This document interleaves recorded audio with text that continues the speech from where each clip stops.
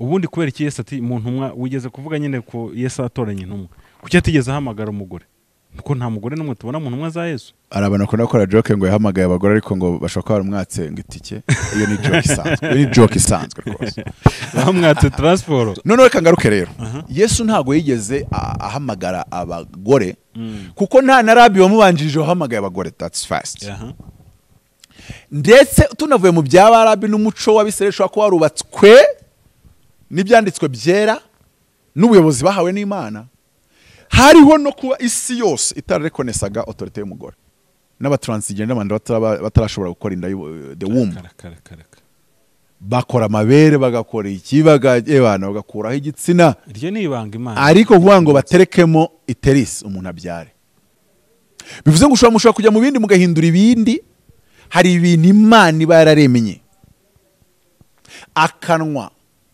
hinjiriramo ibintu bigasohokera hasi nako Yesu yavuze wishaka rero gufata igitsina cy'umugabo ngo ugishyire ahagenewe gusohokera ibintu kuko Imana yagennye aho ibintu byinjira naho bisohokera please Imana ni umugabo si umugore first of all nubwo Imana ari umwuka ntabwo wayatribuwa kuri genders ariko ntekereza ko n'abatransgender bazi ko Imana ari umugabo atari umugore Yesu amubwiye ngo twigishe gusenga nagaye ngo our mother who is in heaven stupid yaravuze ngo muzavuge ngo pater hemon ho hentois uranois data wa twese uri mu ijuru kuki atavuze ngo nimusenga muvuge ngo our mother who is in heaven kandi aba transgender basariye ashobora ejo kwemeza yuko Imana ngo you know ngo God is a spirit, God can be a woman or can be a man depending on her.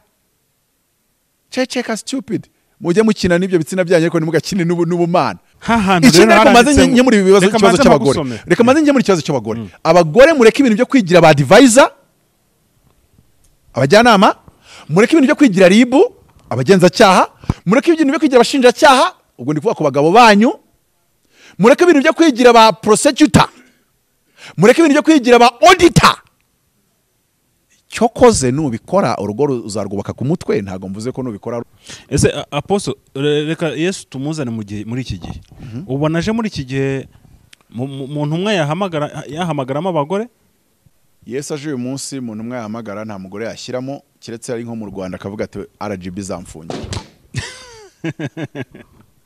according to the spirit ushikurikije mwuka wera ntago Imana ishobora kwemerera umugore to start church plantation, to start a church.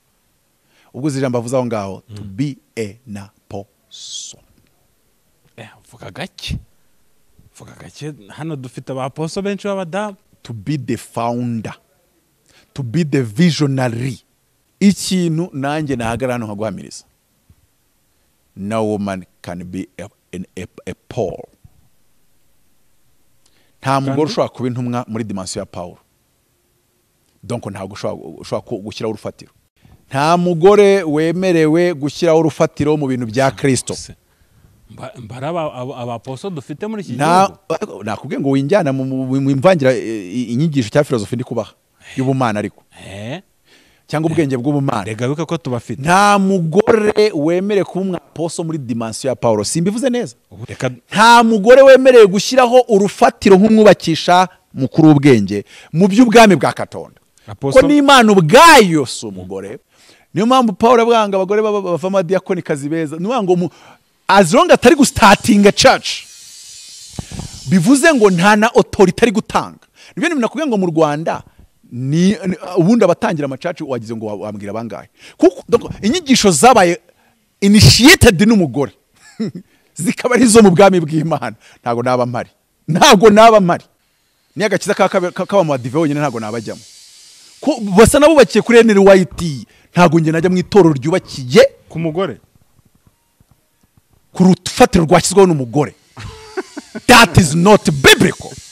Nuwango nta nuko abantu bazi kumenya nimyo mpamvu nakubwiye ngo mu Rwanda aba bantu bari vuga ngo bashinze amacaci barababeshyera ntazo bashinze. They made a continuation and the extension of ADPR. Bivuze ngo rero mwebwe mwabonye ADPR n'ubuyobozi bwayo mudashobokanye mukora imidugudu ariko yigenga ya ADPR ariko ntabwo mwigize mu starting churches. Didn't start anything. Ariko nk'urugero Mutabazi ibyo mbigisha no kuri iyi kamera bikoze itorero wavuga ngo ni umudugudu wa ADEPR kandi yambwira ko polygamy Imana itayirwanya, bivuze ngo mu rusengero rwanjye nagiramo umugabo ufite abagore 3, nagiramo umugabo ufite abagore 2, uko umurimo wo kwigisha specifically Imana ikunda kuhamagarira abagabo. Ubwonko bw'umugabo nibwo yawayarinze kuba bwakora uwo murimo wo kuba a teacher. Nimumfashe dushimire aba bahanga Relax Life Center. Muri uru rugo n'uwazahaye hava ari injege, bamukorera isuzuma rusange bakareba imikorere y'umubiri, maze abazahajwe na amibe, igifu, umwijima, indwara z'ubuhumekero, ibibazo byo kutuzuza inshingano z'abashakanye, indwara z'imitsi n'izindi, bakazibamururaho bakoresheje inyongeramirire n'ubundi buhanga nka reflexology massage yongera ubwirinzi bw'umubiri ikarinda na stress. Bagukorera imbonerahamwe y'imirire ijyanye n'ikibazo ufite, maze mbere yo kugusezerera ukongera ugakorerwa isuzumwa rusange kugira ngo utahe ntacyo utaka. Uvuye kuri gare ya Kimironko utaragera ku rusengero rwa Foursquare Gospel Church, urabona icyapa cy'ikigo Relax Life Center. Telefone ni 0788 iyi nimero iri no kuri WhatsApp. Yes, reka nanjye gusuhuza aho dukurikiye n'ibyacu bakomeye cyane kubugaritse kubana natwe nk'uyu nguyu. Ndagusuhuje kandi ngushimira ko warisemo iyi channel. Reka nkwibutse ko twicaye kuri Makita Design, ni hano Kimironko, n'ahantu heza cyane, n'ahantu habereye ibirori, ni wabo w'ibirori ku bantu bafite ubukwe cyane cyane. Iri hema rishobora kwakira abantu basaga 800, kandi urabona ko hari ubusitani bwiza n'ahantu hatoshye kuhakorera ibirori. No kuri ndahagutuye, kandi nawe uzanshimira nyuma. N'abantu bashaka amahema yabo bwite nayo turayabakorera, kandi ku giciro gito cyane rwose. Ku bindi bisobanuro wahamagara izo nimero ziri gutambuka kuri screen yawe. Kuri kamera kandi ndi kumwe na Professor Apotre Mutabazi. Nishimiye kongera kubana nawe Aposo. Ya, murakoze kunyakira. Meze neza? Ndashima umwami Yesu. Mu kiganiro ejo twakoze nabonye comment zigaruka zivuga ngo abantu bafite ibihembwe bike murapfiki ko ngo ibyahishwe abanyabwenge bisobanurirwa baswa, none ngo urashaka kwirata ubwenge. Wa mugani niba Imana itaratoranyije abanyabwenge igatoranya baswa, ahubwo ikabibasobanura ngo baze babitubwire, ntiwasanga mukora amahitamo ntacyo nge bintwaye, ariko nge sinshobora kuyoborwa n'injiji. Ntabwo umuntu ashobora no kwihisha inyuma, uretse ko iziyazo n'inyabingi ntabwo mbitindaho, ariko niyo byaba uvuga ko nta nyabingi ufite, kuba waracikirije amashuri ugaba utangiye kujya utanga command kugira aho ubwira igihugu na Rwanda Revenue, ariko urumva urevu ugezeho, ejo uzabwira UN ngo mukore gutya na gutya udafite amashuri. Ntago mpara aho ngaho. Abo babyanditse nimba bo badafite amashuri akabashaka gukavaringa no gusa. Ikindi Paul avuga ngo umwepiskopa agomba kuba afite ubwenge bwo kwigisha. Ntago yarayobewe ko buriya iyo ufite ubwenge bwo kwigisha nuko nawe igihe wari ukiri mu ishuri wiga ugatsinda. Sinababwiye ko ushobora kuba udafite amashuri ariko nareba ukuntu witwara, nareba ibyo uvuga, imvugo zawe. Hari ijambo ryo muri rivuga ngo none ngo imvugo ururimi nk'urwo wigishijwe, aho nta kibazo mubifiteho. Yesu nta mashuri yagiyemo, ariko yaravugaga abayagiyemo akavuga ati wow, that's it. Ntabwo igihe ikibazo ari cyo kujya mu ishuri, ntabwo ari cyo kibazo cyo kurijyamo no kutarijyamo, ni ikibazo cyo kugira ubumenyi. Noneho tuvuge ikibazo cyo kugira ubumenyi aho waba warabukuye hose. Itorero bakoze ibitangaza, baza kubafata, urabyibuka mu byakozwe n'intumwa. Yego. Guhora ariko bishoboka bite aba bantu bigisha gutya abantu bakabakurikira batarigeze bigishwa? Ngo ariko bibuka yuko babanye na Yesu imyaka 3 n'igice. Yesu yabanye nabo, none imyaka 3 siyo umuntu abona muri sanse, 3 n'igice ne siyo umuntu abona muri sanse. Donc Yesu yari arimo abigisha, ariko ntago byo nshaka kubijyamo. Aho nshaka kubijyamo nibariza ibyo mbaza, ubwo ngabo nabo bazanye tekinike yabo. Nyine bazansobanurira impamvu Katolika iba ku murongo, ADP ntibe ku murongo. Nimba kwiga ntacyo bimara, nimba no kugira ubuhanga ntacyo bimara, nimba no kugira ubwenge ntacyo bimara. Ese nuko Katolika na Vatican birusha mwuka wera ADP? No, abakatolika n'abastrateje beza abajesuite bazi kubaka ibintu kandi nabuze umwuka wera Imana yabaha kubaka ibintu.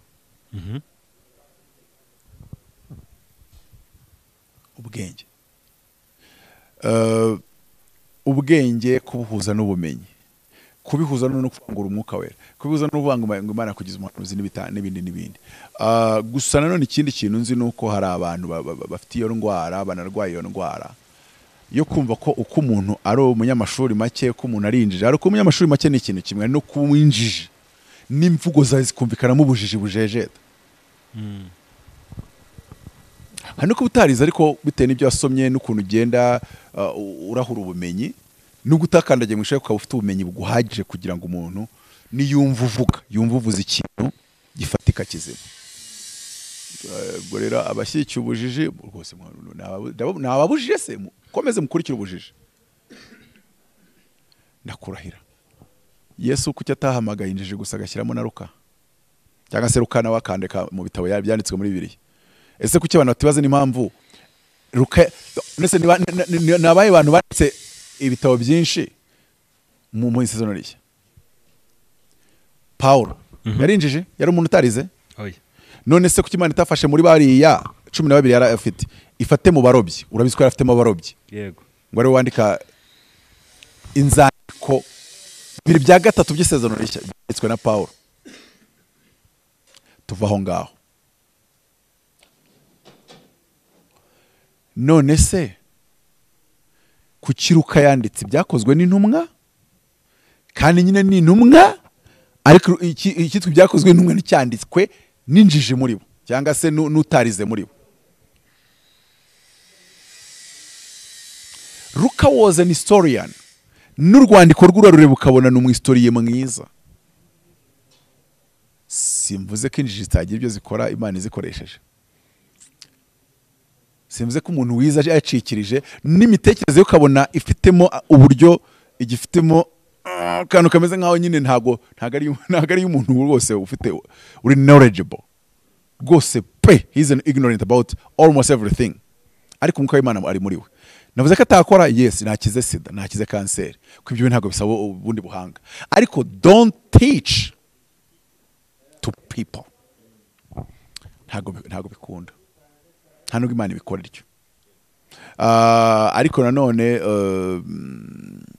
injiji ivuze izindi nzira zirakurikira, ntabwo ibyo najya ngo mbibuze kabiri. Se nimbibuza bigende bite ko ntateze kuyobora izo njiji, nta nubwo nteze kuyobora umuntu wumva yuko nta kibazo kiri muri biriya bintu yavuze. Ntabwo muteganya, nta nubwo ndeba mu byo nahamagariwe uwo ntarimo, kandi nawe afite agomba kumuhesha umugisha no kumugeza mu by'ubwami, nta cyo ari ikibazo. Ariko Yesu yaravuze ngo impumyi ntago irandatiza. Urumva? Yego. Uriya warenze no impumyi ni umusazi wuzuye. Yaba ari impumyi twakaba turi kureba wenda umuntu uri mu mwuka w'Imana, ariko disi uvuga uti atazi gutandukanya wenda gavana na meya uba hejuru y'undi na reasoning y'ukumvira imubujije, wamaze bishop na diakoni wamubaza. Hari bamwe Paul avuze ngo umwepiskopi agomba kuba ari umuntu ufite ubwenge bwo kwigisha. Kubera iki? Kuki atavuze ngo agomba kuba umuntu uzi umwuka wera? No, hari ahantu hakenewe kwigisha bisaba ubwenge. Ahanga wenda ariko turuvuga ku buhanuzi. Ese Apostle, uko wasomye ibitabo byinshi Bibiliya yasomye cyane, ubundi kubera iki Yesu ati mu ntumwa wigeze kuvuga nyine ko Yesu atoranya intumwa, kuki atigeze ahamagara umugore? Kuko nta mugore n'umwe tubona mu ntumwa za Yesu. Arabana ko nakora joke ngo yahamagaye abagore, ariko ngo bashaka baramwatse ngo itike. Iyo ni joke isanzwe, iyo ni joke isanzwe rwose. Bamwatse transport. Ariko tubanze dere kuri factor ya uri gusobanura Bibiliya, ari kwigisha Bibiliya, ugomba kureba kuri factor iri historique, culturel, contexte philosophique n'ibindi nk'ibitandukanye.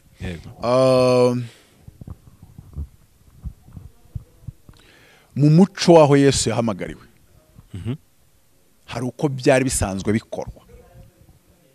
Icya mbere yitwaga rabi, kandi hari uko umuco wagenaga uko rabi aba. Yabaga ari umugabo, akaba afite n'abigishwa disciples b'abagabo. It was a culture. Byari ihame ryubatse gutyo. harimo kote y'umuco hakabamo na kote y'ubumana.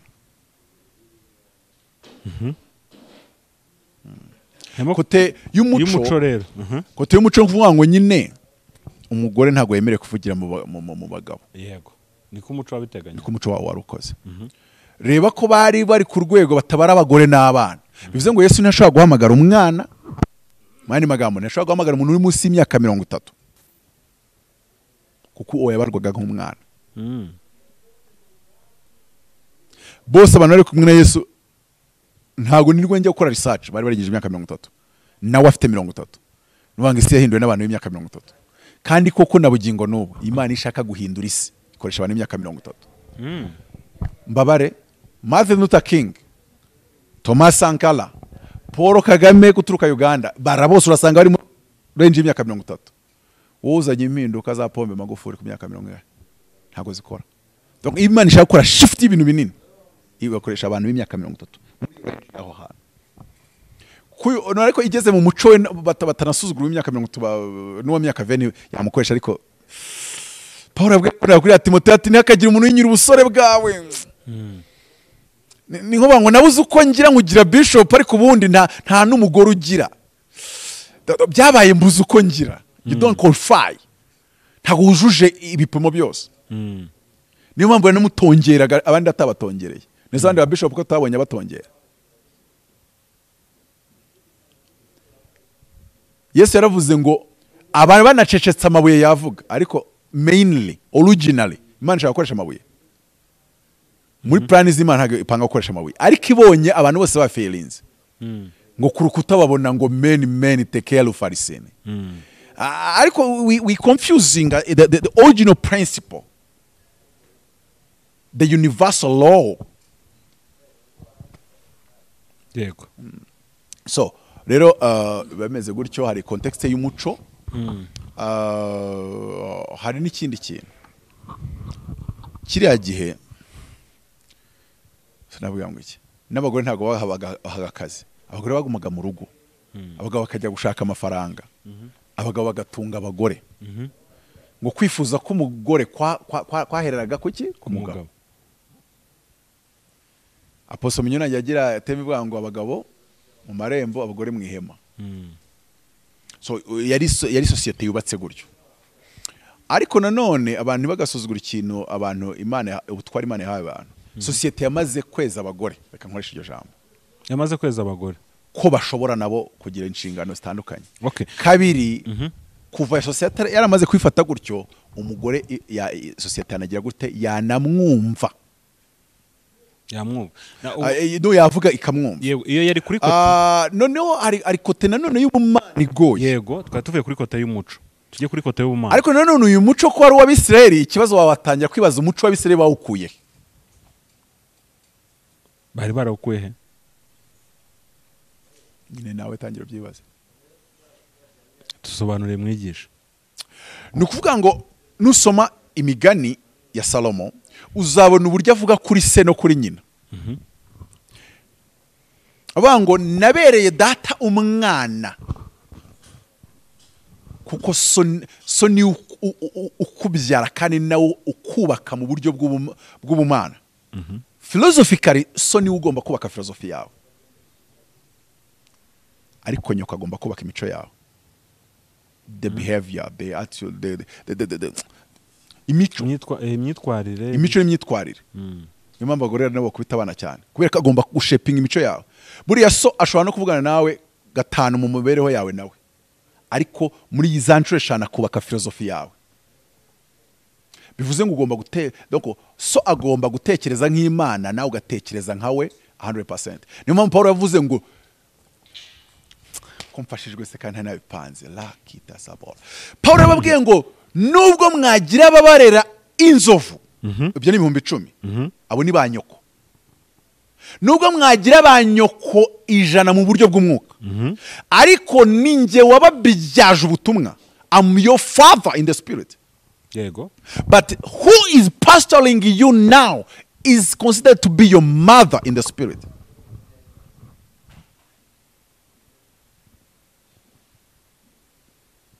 Hari ibingi bindi kuvuga urinjije Imana yabiguhishurira ikabigutuma ngo uze kubivuga gute? Urwego nariho nta nubwo ntabwo bisobanukirwa, nta nubwo wabisobanukirwa niyo yabishaka kubikubwira. Ntabwo Imana yajya gutuma. Hari umugabo wakoze umuti, sindi kwibuka izina ryawo, ariko yari umugabo wasenze Imana, wubashye Imana, aramubwira ati nzakugirira neza. Yigishaga shima, ari professeur wa shima, aryamye arota formule. Imana yamubwira ngo byuka uyandike, uyu ni umuti uzazenguruka isi, umuryango wawe uzaba umukire mu bakire bisi kubera uyu muti. Abyuka yanditse iyo formule. Iyo abatarize shimutekereza ko ari kumuha formule. Imana ifite inzira nyinshi yatabara, ariko ubutabara mu zindi nzira, ariko ntago yamuha umuti, ntago yakuvumburira kubwira AstraZeneca formule yayo. Warashikirije amashuri. Ese ntihari tujya tubona ngo Imana ngo yababwiye ngo bafate ngo igicuncu umubirizi n'ibiki kandi bakabikora ngo bikavura. Sinamukubwiye se? Wa muhanuzi kaza nakwiye ibyahanuye byose bisohora. Sinamukubwiye wandi umbwira umubare w'amafaranga n'iminsi ndayabonera. Yego. Yararwaje umwana baramuroza. Imana amubwira ngo fata kiriya cyatsi imutungira, na kiriya gifate, na kiriya gifate.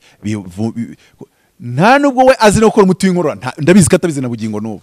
Ariko kuri iyo nshuro yamubwira ati fata kiriya, mu mbugo yiwe utajya ngo yamubwiye handi hantu do, yaratana ari imbuga irimo ibyatsi byinshi, akantu k'akarima hari mu kagarama. Fata kiriya, fata kiriya, fata kiriya, byose bivanga bikande gutya bimuhereze. Akibinga umwanda waciye mu kabuno gahita gashya, kugira ngo byumve uburyo umurozi yari yaje yikwije. Reba umwanda utwika akabuno k'umwana, ahita nakira, birarangira. Nawe na bugingo n'ubu ntazi ibyo yavanze, ku buryo utabimubaza ngo nese waravanze iki niki, nese umwana yararwaye iki, ntabyo nzi. Kandi asanzwe asenga nta byatsi yakaraza.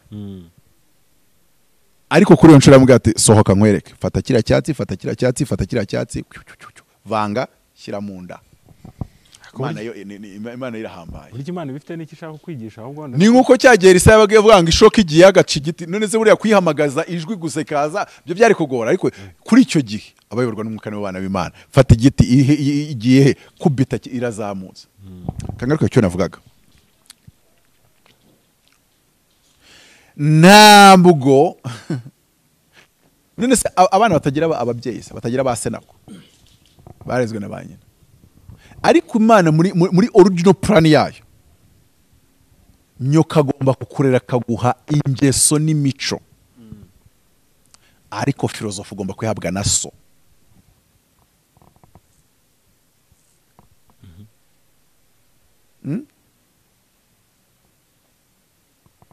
Donc de philosophie ariyo abantu batazi gutandukanya nyine filozofi no kwitandukanya n'iki. Ni nkuko abantu benshi batazi gutandukanya apostle ngo mutandukanye na pastor. None umuntu yitwa apostle yirwa akora inshingano za pastor. Ashaka kumaza brother, kuki yitwa apostle?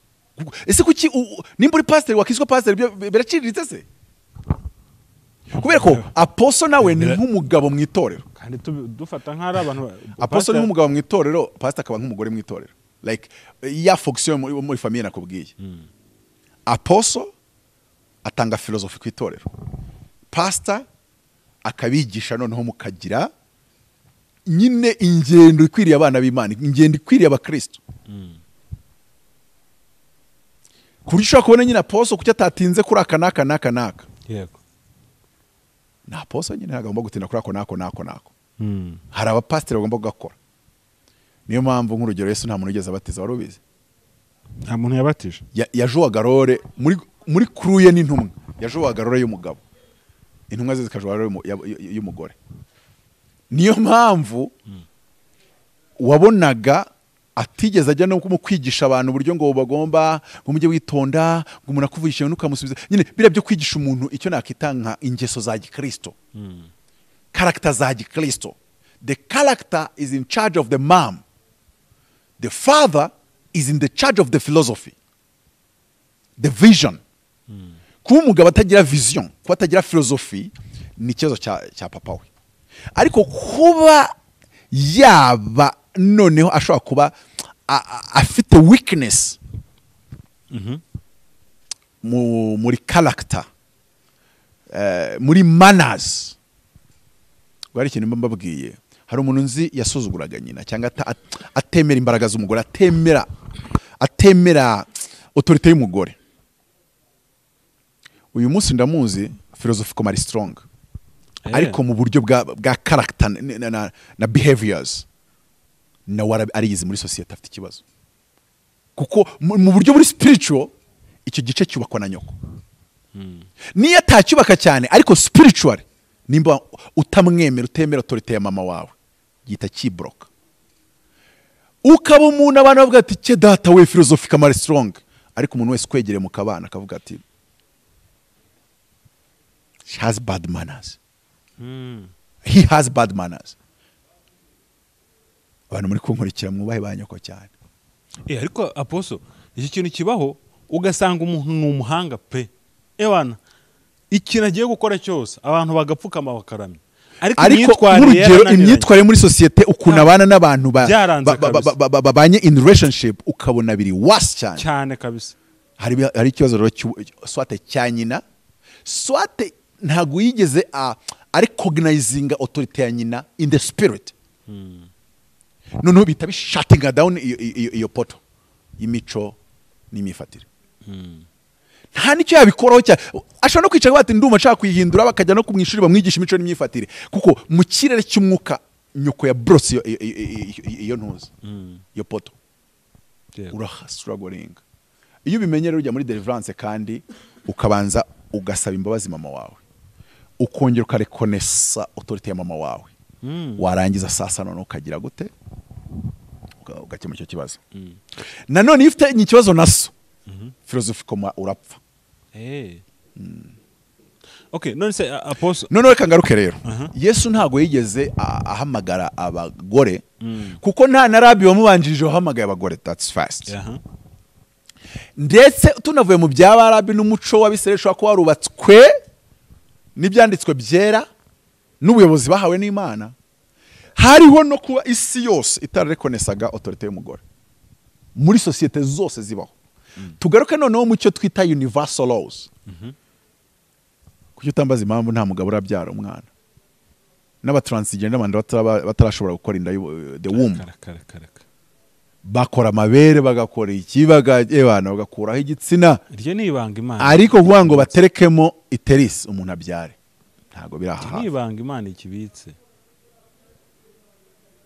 Bivuze ngo mushobora kujya mu bindi mugahindura ibindi. Hari ibintu Imana iba yararemenye, akanwa hinjiriramo ibintu bigasohokera hasi, nako Yesu yavuze. Wishaka rero gufata igitsina cy'umugabo ngo ugishyire ahagenewe gusohokera ibintu, kuko Imana yagennye aho ibintu byinjira naho bisohokera. Please, none hari abashaka kukinyuzaho bisohokera. Imana n'umukozi umuhanga. Reba ko Imana nakoze ku buryo yamavangingo y'abagore ahasohokera n'inkari zo kwihagarika si hamwe. Imana yikora ibintu full protocol. Ariko ugasanga umuntu we yaje yigize igitangaza. Iki Imana yategetse ko gikora iki agashaka kugikoresha iki. None tujye muri original concept y'Imana. Imana n'umugabo si umugore first of all. Nubwo Imana ari umwuka ntabwo wayatribuwa kuri genders, ariko ntekereza ko n'abatransgender bazi ko Imana ari umugabo atari umugore. Yesu amubwiye ngo twigishe gusenga, nagaye ngo our mother who is in heaven. Stupid. Yaravuze ngo muzavuge ngo pater hemon hohentois uranois, data wa twese uri mu ijuru, our father who art in heaven. Hagiasteto to onomasu, izina ryawe rirera, thy name is holy. Mpyisi n'abandi mwakoze Bibiliya y'Ikinyarwanda mwihane, kuki mwatubeshye ngo data wa twese uri mu ijuru, ngo izina ryawe ryubahwe mwabisomye. None se bivuga ngo iki? Greek handitsemo ngo hagiasteto, hagiazo, inshinga ni hagiazo. Bisobanura iki? Bisobanura holy. Holy no kubahwa, wenda uri kumva bijya guturana, ariko holy is thy name. Iyo niyo translation y'icyongereza iri perfect. bagomba kwandikamo ngo data wa twese uri mu ijuru, izina ryawe rirera. Eriteto he basileya su, ubwami bwawe buze. Basileya bisobanura ubwami. Geneteto totelema su, icyo ushaka gikorwe mu isi nk'uko gikorwa. Reka nigarukira. Kuki atavuze ngo nimusenga muvuge ngo our mother who is in heaven? Kandi aba transgender basariye ashobora ejo kwemeza yuko nk'Imana ngo you know ngo God is a spirit, God can be a woman or can be a man depending on her. Cheka stupid. Mujye mukina n'ibyo bitsina byanyu ariko nimugakine n'ubumana. Ntago uje kweditinga ijuru. Ntago za kweditinga ijuru. Yohana kuri Fatima ngo yabonye abagore bangahe? Abagore yabonye bari ngo ya nyamaswa ngo yicaho n'umugore, tuve kuri icyo. Ariko avuga ari mu ijuru ku nyanja y'ibirahure yabonye abagore bangahe? Ngo ngiye kumva ngo numva ijwi ngo umugabo ngo ijwi ry'umugabo rivugiye inyuma yanjye. Ngo rivuga nk'iry'impanda ngo cyase nk'amazi asuma. Ngo ngiye kubona ngo mbona uwo mugabo ngo amaso he ngo hamurika. Yiza a describing umugore. So ntago ari ugusuzugura umugore, sinzi ikintu cyagiye mu matwi y'abantu kibemeza ko ivuze gutyo ubusuzuguye umugore. Ariko ibintu byose mu bumana bigomba gukorwa ari the image y'ubumana, cyangwa se kuko Imana ifite umuryango. The Father, the Mother, what you call the Holy Spirit, and the Son. Ese wari ubizi? Holy Spirit ni umugore. Ubwo se nsuzugura abagore ra? Nari nanze kuvuga ngo Holy Spirit ni umugabo. None se Bibiliya ivuga ko umugore ari iki? The helper, tumuremere umufasha umukwiriye. None se ngo nzabohereza umwuka wera, yavuze ngo iki? Nzabohereza a helper. Niyo mpamvu umugabo wese agomba kugira abagore babiri byibuze. Apostle rero iyo aho hantu ugiye kuvanga umwuka uri mu mubiri. Niyo mpamvu mbere yuko mutabaza kora divorce n'undi yari afite abagore babiri, inde Holy Spirit and undi nyine bagiye mu rukiko. Hari umuvuga ubutumwa wagiye muri ADP bati nitwa kanaka nkaba mfite abagore babiri bose barayagara ati uwa mbere ni mwuka wera bati wamutumye aravuga ati wamputura mu mutima waratumye mpfa waratumye natumye umuntu avuga ko afite abagore babiri. Ego yarabakoze. Abantu mwese mufite abagore babiri muri ADP ndabasuhuje. Abafite umugore umwe babatenge nta kundi byamera, kuko uwa mbere ni mwuka wera, umugore mukuru, umugore mutoya ni faraziya wawe. Haleluya. Haleluya. Abadependa bizi barankunda bavuga ati umugabo afite filozofi ni yerekwa ridusiga ariko twemera amavuta kuko bakunda ijambo ndabazi. Noneho Imana mu butatu butagatifu bwayo yubatse iki format y'umuryango. Niyo mpamvu ubajije Imana ngo none se Ive na Ivani tubasezeranye? Yakiga ati none se urabasezeranya?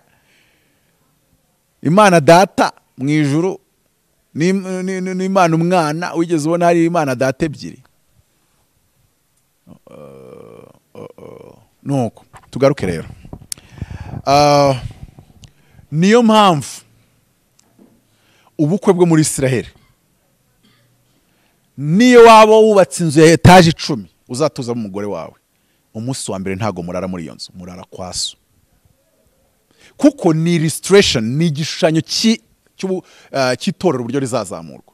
Nuwango umuryango Imana ibishaka ko the ideal, the original image, uwo muryango ugira ishusho y'itorero na Kristo.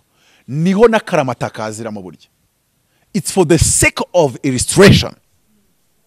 Ntagarwa ngo uzapfire mu rugo ngo ntiwa divorce. No, it's for the sake of illustration. God wants the majority of families to stay together till the end. Kubera ko nibyo bishushanya itorero, kuko ubwo tuzabana na Kristo tuzimana nawe iteka ryose. So rero yego habe ama divorce ariko abe make, imiryango myinshi igaragara nko kuvuga ngo iyi divorce ni rengayobora, ni byananiranye, ariko originally in the majority umuryango urabana ngo umusore agasiga se na nyina akajya kubana n'umugore we. Nta nubwo hari bavuze ngo umukobwa azasiga se na nyina, baravuze ngo nicyo gituma umusore, somera neza turebe uko byanditse. I want to be specific about that. Shavuga ibintu bikomeye. Nabonye n'umuhanuzi mukuru yavuze ibintu bikomeye. Turabigeraho. Noneho abagore baraza ko ni itangiriro kangahe. Ariko uribuka umuvuga butumwa witwa Nikora akina n'ijambo umugore uko yari yarenze imirongo ngo atangiye gusesengura umugore. Hari havuyemo ibintu bikomeye cyane. Ariko yari yanarengereye. Yazanye ibikomere bye nyina umugore amwita mubi kandi umugore ni mwiza. Kandi tubonye ko umugore agira ngo na Mwuka Wera, none nimba uvuga ko umugore ari mubi na Mwuka Wera ahita umwirukana. Wowe uri kuvuga abagore bakubereye babi, urahize ukabitirira bose sha. Niko Jean. Reka maze njye muri ibibazo cy'ikibazo cy'abagore. Reka maze njye muri ikibazo cy'abagore. Abagore mureke ibintu byo kwigira ba advisor, abajyanama, mureke ibintu byo kwigira ribu, abagenzacyaha, mureke ibintu byo kwigira abashinjacyaha, ubwo ndi kuvuga ku bagabo banyu. Mureke ibintu byo kwigira ba prosecutor, mureke ibintu byo kwigira ba auditor. Cyokoze nubikora urugo uzarwubaka ku mutwe, ntago mvuze ko nubikora ruzakubuza. Umva ukuntu umugore yitwa cyangwa ukabera yitwa the wonderful counselor, ngazitwa umujyanama. Bivuze iki? Bivuze ngo Mwuka Wera counselor ntago ari umujyanama, nanjye narimbyishe. Counselor mwita umufasha myumvire, umujyanama na advisor. Counseling is different from advising. Advisor rwango kora ibi nibi ikibazo ufite kirakemuka. Counselor agufasha kurebe mu bintu biri mu mutwe wawe akavagari n'akajagari 300 kwishakamo igikwiye kuko byakujagaranye, we akagufasha kubicayura. So rero mu advisor we ni nkuko yazana amazi agashyiramo ikindi kintu, noneho counselor arayatereka agacayuka. No abagore mwikigira ba advisor b'abagabo banyu, ni mube ba counselor b'abagabo banyu. Ntago Abigail yaje kwa advisinga Dawidi, yaje amubwira ati nese Dawidi aratekereza iki kwica Nabali. Ntabwo yigeze amubwira ngo wikica Nabali ntibikwiye. Wabaye advisor, don't do this na advisor. Yaramubwiye ngo nibyo kwica Nabali n'ikigoryi natwe niko tumutunza, akwiye gupfa rwose pe. Ariko nanone let me counsel you. Mfite guhishurirwa nk'umugore, mfite guhishurirwa nka Mwuka Wera. Kumbona ushaka kuzajya ku ntebe y'ubwami ufite ibiganza byera, Imana ikwishimira, ubu byazaba bijyana na filozofi yawe. Donc no mu rugo we mugore wishaka kuzana filozofi y'obora urugo, wishaka kuzana vision, ahubwo within the vision, the philosophy of your man, ushobora nawe kugira ibyo ukora aho ngaho, ubaye the helper. Yego. You don't initiate things, you help what is already started. You don't bring your own philosophy. You take the philosophy of your husband. The matter of the fact you married the philosophy of the husband, not the husband. Wimwe ngo ngeze nyuma se ngo ko philosophy ntayemera. Wagomba kutayemera mutarabana ntunamwemere. Wibo nicyo kinasenye ngo umugore araza agashaka gushyiraho ama philosophy. Kandi we yakombye kuza ahubwo akadopta ya philosophy, akaba influence niyo philosophy, yarangiza none ahubwo akaba wonderful counselor. Ese apostle reka Yesu tumuzane muri iki gihe. Ubona aje muri iki gihe umuntu umwe yahamagaramo abagore aje uyu munsi. Yesu aje uyu munsi umuntu umwe yahamagara nta mugore yashyiramo, kiretse ari nko mu Rwanda akavuga ati RGB zamfunye. Wiki kiretse ari mu Rwanda honyine. Ariko nanone kuko abagatulika batabategetse kugira abapadiri b'abagore, yaza nyine yagira abagabo, ibyo RGB yabitekereza byose ntabyiteho. Ariko uze ko umwanya kwisobanura, nanone sinkunda kuvuga ikintu ngo nkicembureremo hagati. Ibyo mvuze bimeze ko nakwiye ngo umugabo wese agomba kugira abagore babiri, umwadeperi wese agomba kugira Umwuka Wera, umufasha wa mbere, umufasha wa kabiri akaba faraziye. Ibyo rero bise bijyana, ibyo bintu mvuze nabyo biri muri iyo context ikoze gutyo, bifite philosophy ihishe. Yego, ibyo bise binjyana kuri ubu butumwa bwa wa mushuti wawe Hubert Angel, cyane ko natubwiye ko ushaka kujya kumusura muri bari bamaye gahunda kujya ku cyumweru, ariko hari igihe ndacyareba nimba nazajya kuri next international service ko ndashaka kugenda nikwije nyine wose wajya kureba umuhanuzi utajyanye idolari ry'ituro waba ubuze ubwenge ari njye wirwa nigisha abanyarwanda ngo gutya na gutya ntago nabikora kuko nabonye yavuze ibintu bikomeye wenda biraza gutuma unadusobanurira kuri iriya ntuzaye reka twumve message yatanze.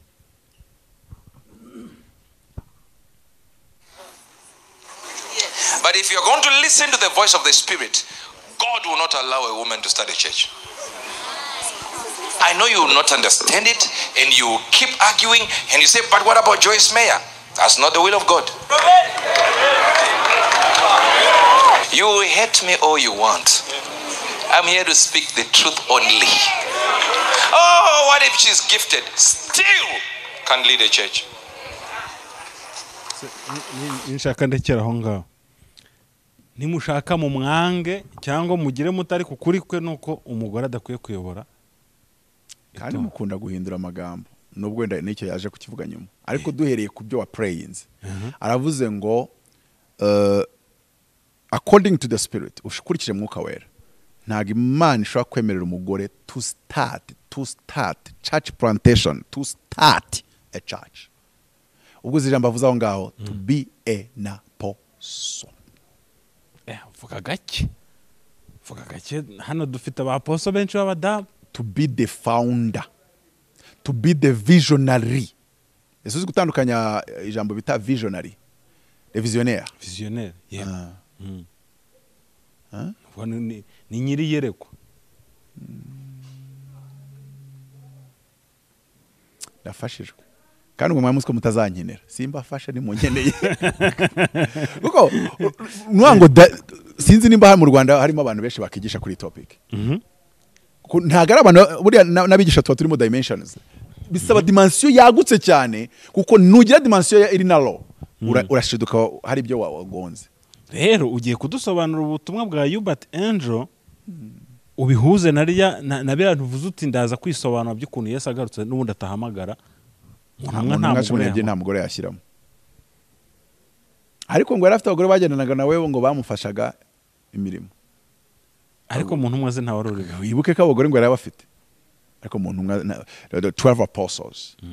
Hari abantu bitaba visionaries, hari nabo bitaba pioneers. Ayo magambo y'icyo ushaka gukora research. Ayo magambo umuntu wigisha hano mu Rwanda yitwa Apostle Dr. Twaza. Gutandukanya visionnaire na pioneers. Apostle hano rero dusobanurira impamvu Yesu agarutse atahamagara abagore n'ukuntu koko umugore banzo ntandukanyiriza ibyo bintu bibiri according yuko Gitwaza bisobanuye cyangwa ujye muri chat GPT kuko na Gitwaza kusobanura akoresha research akora ama research uriya mugabo n'umuhanga cyane. Nubundi se kwa bisomye tandukanya pioneers na visionnaire chat GPT ke ari wabintandukanyiriza ngo tandukaniye rero dusobanurira pioneer you andika muri chat GPT ngo what is the difference between the exact difference between the pioneer and the visionary the visionary. Ukomeje mbe nyishaka. Utekereza yuko ibihugu bya Afrika biyobowe n'abandi? Nawe tuvuge ibihugu byo mu isi cyane cyane wenda tuvuge West reka mve kuri Afrika. Utekereza ko biyobowe n'abandi? Ni bande? Biyobowe n'abapfu. N'abapfu? Amerika iyobowe n'abapfu. Yes. Ubwongereza buyobowe n'abapfu. Faransa bwo buyobowe n'abapfu banutse kera. Bisobanure? Reganye niyo mbwiye filozofi remereye bashaka kujya nane gusobanura. Nubango nimba bari kuyoboresha demokarasi. Kandi Abraham Lincoln akaba atari we wahimbye demokarasi.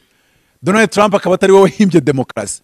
Ubwo nubango ba Plato na ba Socrate bari kuva mu bituro byabo nibo bari kuyoborera iyi Amerika uvuga. Kuko nibo by pioneer of that thing called democracy. You get me? Umugore ntagashobora kuba pioneer. A woman cannot be a visionary, a visionaire, but he can be a pioneer. Hafi aho ngaho ndi kubiganisha muki concept y'Imana.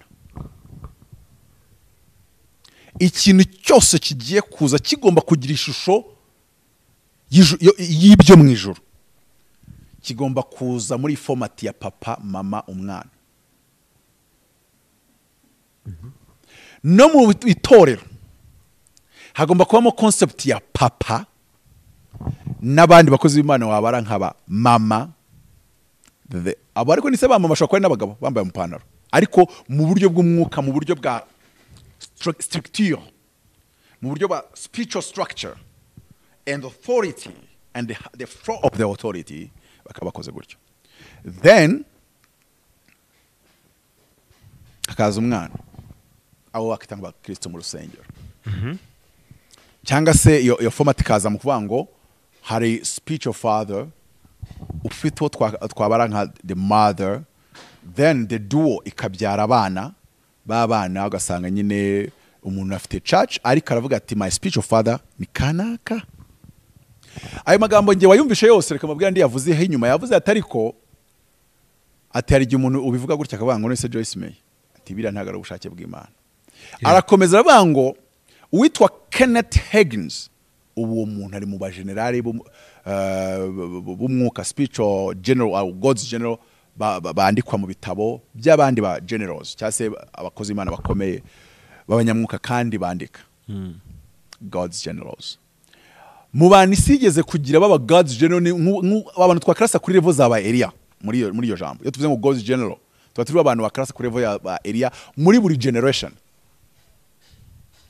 Bafite ibyo birere nk'ibya ba Elia muri buri generation, kandi buri generation ibimufite cyayi bafite siba ntago bari benshi.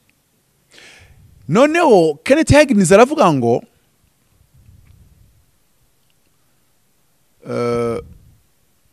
simvuze yuko umugore atayobora urusengero cyangwa church,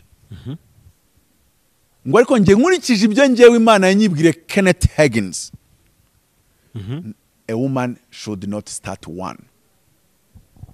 Icyo cyumvishe? Yego.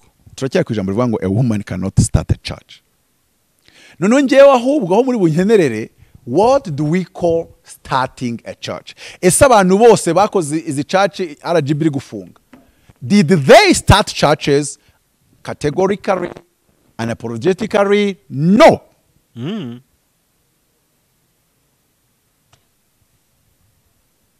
Aya machachi yose ubona bari gufunga ni imidugudu ya ADPR bari gufunga. Almost all of them, they didn't start any church. They did the extension of ADPR philosophy, beliefs and doctrines. Bahimbye imidugudu biyoborera itayoborerwa. Intuza ku Gisozi. Nako ku Gisozi. Ariko iyo urebye how it is, there is no vision of it, no whatsoever. Nta vision bari uzareba bamwe n'amaformat y'amateraniro. Reka korali dushyira indirimbo ebyiri, reka ne korali y'abamama. Exactly. Mufite ibintu by'igihundwe. That you didn't start anything. Though you call it you are starting anything, but you are not starting anything. Ubwo saba visionnaire wemera nabaye. Niyo mpamvu ubwa ngo n'intumwa nazo nabarakoze ama categories. Hari intumwa ariko njye umbwiye mu mwuka navuga ngo nta kuba intumwa kwawe mbona. Because Paul yaravuze ngo bamwe muri mwe baravuga ngo turaba aba Paul, abandi ngo turaba Apollo, abandi turaba Kefa, abandi ngo turaba Yesu. Ngo ariko ngo ntago twamwuka wo gucama ibice. Ngo none se ubundi mwabatijwe mu izina rya Paulo. Ngo ndashimira Imana yuko nge nta bantu nabatije uretse avuga amazina y'abantu batatu, ngo kuko Kristo atantumye kubatiza. Abagabo ntago babatiza abagore. Ubusa icyo cyo mvuze muri bucyumve. Erega bazamuye muri dimension ya kane. Donc Paulo ntiyabatiza ko yari umugabo mu itorero. Ariko yari afite abandi babatiza ba Timoteyo. Ubwo nuvuga ngo ntago apostle agomba kubatiza. Ba Timoteyo b'abagore. Oya, hari n'aba apostle ariko baba batari ba visionnaire, bari ba pioneer. Abo ba pioneer rero bashobora kubatiza. But a visionary apostle, an apostle of vision does not do that. But an apostle of pioneering can do that. none se apostle reka tubigaruremo na mu None nakujyanye muri concept y'uburyo ibintu by'Imana biba byubatse, ariko sindi kuvuga ubugabo n'ubugore nk'uburyo bwo kuvuga ngo genital igitsina cyawe cyangwa iki, ahubwo doko place wokipa mu bwami. none se none Paulo akomeza muri iyo jambo, ntabwo nakagize kuryo nashakaga, aravuga ngo kuko nta Kristo atantumye kubatiza, ngo nashyizeho urufatiro nk'umwubakisha mukuru w'ubwenge, ngo undi muntu wese yubakaho, kuko sinigeze nurubaka ku rufatiro rw'undi muntu, ahubwo ngo nashyizeho urufatiro nk'umwubakisha mukuru w'ubwenge, undi muntu wese yubakaho. Aho tubonye visionnaire Paulo, ariko undi muntu wese yubakaho, abo ngabo ni ba pioneers. Ikintu nanjye nahagara hano nkaguhamiriza, no woman can be a Paul. Nta mugore ushobora kuba intumwa muri dimension ya Paulo, donc ntabwo ushobora gushyiraho urufatiro. Nta mugore wemerewe gushyiraho urufatiro mu bintu bya Kristo. Mbaraba abaposo dufite muri iki gihugu. Nakubwiye ngo winjyana mu imvangira inyigisho cya filozofi ndi kubaha y'ubumana, ariko cyangwa ubwenge bw'ubumana. Rega bika ko tubafite. Nta mugore wemere kuba umwaposo muri dimension ya Paulo. Simbivuze neza. Yemere kuba aposo muri dimension ya ba Timoteyo n'abandi ba pioneering. Nta mugore wemereye gushyiraho urufatiro nk'umwubakisha mukuru w'ubwenge mu by'ubwami bwa Katonda. Ko n'Imana ubwayo si umugore, n'ibintu bigiye kubakwa ariyo yabyinishetinze, ngo yatangiye umurimo izanawusohoza, ntago bashyiraho urufatiro rw'icyari cyo cyose, icyakora bashobora kubaka kuri urwo rufatiro. Kandi nabwo ngo ari abashyiraho urufatiro n'abubaka ku rufatiro, bose iyo abantu babareba hanze babasha bose kubita ngo ni ba apostles, abandi bakabasha kuvuga ngo ni ba, ariko hari mu kirere cyo gushyiraho urufatiro. Noneho rero ni nk'uko byakugora kubona umwigisha w'umugore, yabaho ariko nawe byaba dimension ye ifite ahantu iri, yakigisha muri dimension ya pioneering, ntabwo yakigishiriza muri dimension ya the layer of the foundation. Tumubonye twashima Imana, kuko ntacyo bitwaye n'ubundi nimba ari kwigisha the sound teachings. It's good. Apostle Mignone ntago umwemera. Ndabyibuka Hubert Njana navuze ati nasomye igitabo cya Joyce Meyer, ati kiri mu bitabo biri powerful kuri iyo subject, the battlefield of the mind. Atariko ariko reka ngaruke mu magambo yavuze, aravuga ngo umugabo bita Branham, God's General, ntago yajyaga yemera ko abagore bashobora kuba abayobozi. Atariko byaratunguye abantu ngo ageze muri office ya Catherine Coleman, ngo aravuga ngo this is a God's General. Ngo ibi bintu byacanze abantu bose. Ni gute Branham yagera muri office ya Catherine Coleman akavuga ngo uyu ni God's General, kandi avuga ko abagore badashobora kuba abarideri mu by'ubwami bw'Imana? Aho rero niho nyina babwiye ngo mukeneye mutabazi, otherwise murasara. Kuko harimo kuri, ariko uko kuri ukwirukansemo without mutabazi urashiduka watorongeye. Hano rero dusobanurira. Hallelujah. Abantu bitaza kubacanga, kuko dufite abantu baremereye hano kandi bakoze ibintu bikomeye. Barimo ba Apostle Mignone. Sinzi impamvu bisuza hano cyane. Uraza gusharinya ko Yubatenje ntago yavuze atekereza hano cyangwa hazi. Gusa yavuze ibintu biboneka mu isi. Ariko noneho twibaza ibyiwacu. Tubanze twibuke harya Catholique, uribuka yuko hari umupapa yigeze kubajijisha ari umugore. Bikarangira nyine baje gusanga nyine yarigize transgender hafi aho, cyangwa se yaraje ari umugore ariko ko afite look ishobora kuguconfusinga. Ariko ngo yari n'umuhanga. Nyine urumva afite n'ubwo buhanga nyine, kana umuntu bagira papa atari umuhanga, icyo gihe cyose yahishe ko ari umugore, agiye kuba cardinal n'ibindi byose, urumva ubwabyo biratangaje. Ariko twibukiranye yuko mu gihe cya Yesu yari gushaka intumwa y'umugore disi, yajya mu mihango se ko batagiraga padzi. hari byinshi byari kumugonga. Ikindi tureba none muri formation y'umuryango, umugore numuha kuba visionnaire. Reba ko aramutse afite umugore kandi afite abana, urumva ikibazo kiba kivutsemo. Nakweretse ko so mushobora guhura gatanu gusa, kandi ubundi agakora inshingano ye nka so.